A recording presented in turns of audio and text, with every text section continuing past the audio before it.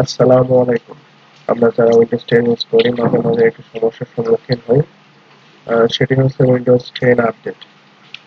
Automatically Windows update চলে আসে বা আপডেট চাই।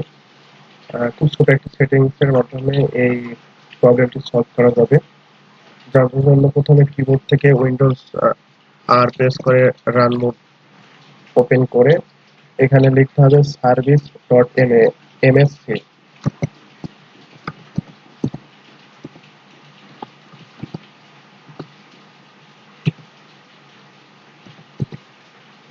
তারপর ইন্টার বাটনে ক্লিক করলে এমন একটি ইন্টারফেস আসবে। এখান থেকে উইন্ডোজ আপডেট একটি অপশন আছে।